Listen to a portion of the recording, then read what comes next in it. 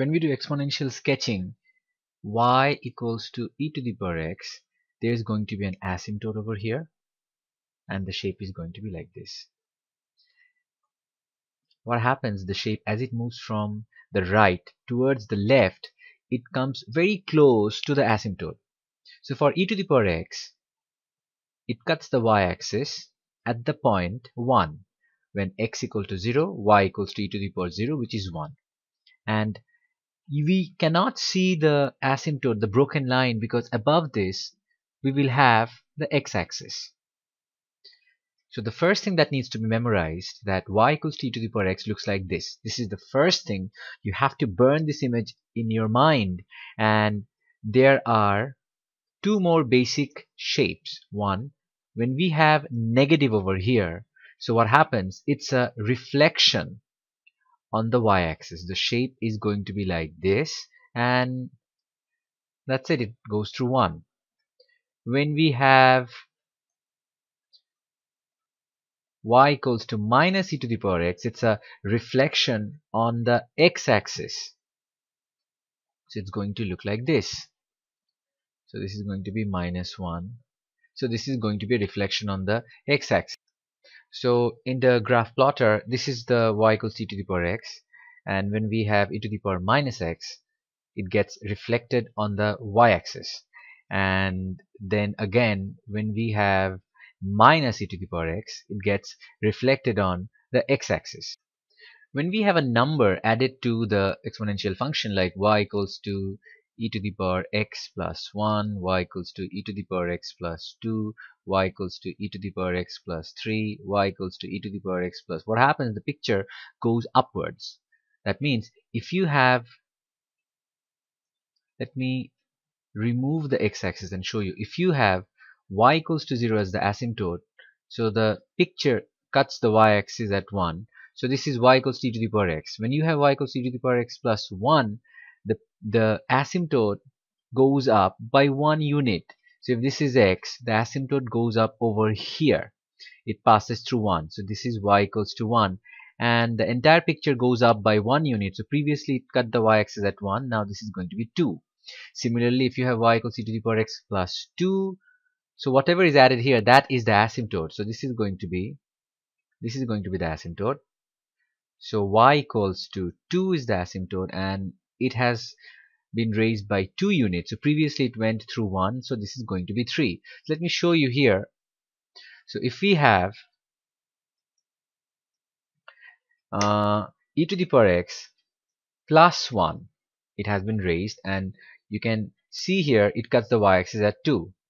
Now if we have plus 2, the asymptote is over here, and previously it cut the y-axis at 1. Now it is raised by 2, so it is now 3. And if we have e to the power x plus 3, so the asymptote is over here, passing through y equals to 3, and this is going to be 4. When we have a coefficient y equals to e to the power ax, it's not possible for us to sketch that, because the shape moves so slightly that we cannot discern it when we are sketching it on paper, but it can be shown when we plot that. For example, if you take a look over here, e to the power 2x, so this is what it looks like. It's slightly straightened, and when we have e to the power thrice x, it straightens a bit more, but it cuts the y-axis at the same place at the point 1, and the asymptote is also the same. So when we have these changes, the change is so slight, in sketching we are not able to show it. So y equals to e to the power 2x, y equals to e to the power thrice x, y equals to e to the power 4x. So when we sketch this, we are basically going to sketch the same picture as e to the power x. So in sketching, y equals to e to the power x would look the same as y equals to e to the power x. So don't bother about trying to show this in sketching. So when we have y equals to any number x, the sketching would be exactly the same. What is actually happening is, so we are having something like this. This is e to the power 2x, then this is e to the power thrice x, then this is e to the power 4x. What happens? It straightens a bit, it becomes straighter, but when we sketch it, it is not possible to show this slight change. So we're going to stick to the sketch of y equals to e to the power x. In case of a coefficient being multiplied like this, y equals to any number e to the power x, what happens? The picture passes through that number. So that means previously it passed through 1, now it would pass through a. So when we have y equals to 2 e to the power x, it's going to be, it passes through 2. When we have y equals to 3 to the power x, it's going to pass through 3. And this is what happens. So it doesn't really matter if you have a coefficient in front of x, but if you have a coefficient in front of e to the power x, then it would pass through that number.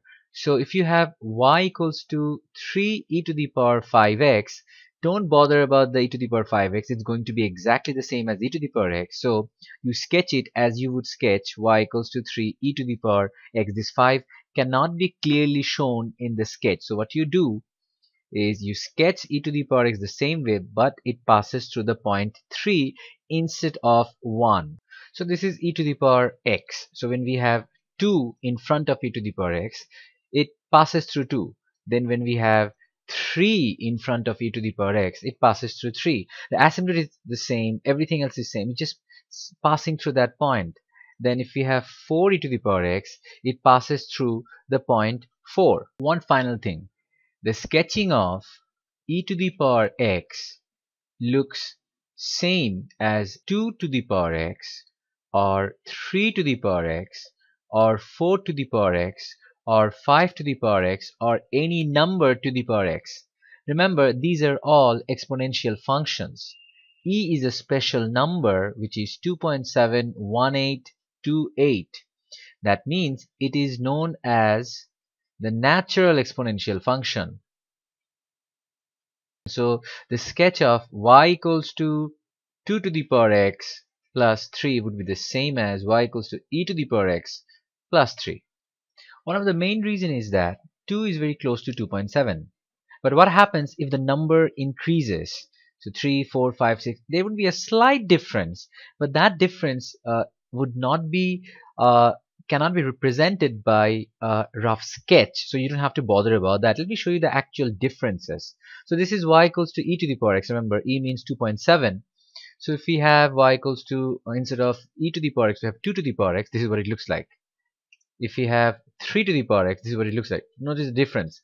Since 2 is less than e is 2.7, so this is y equals to 2 to the power x. Now e to the power x, e is 2.7, so this is e to the power x. A bit straightens a bit.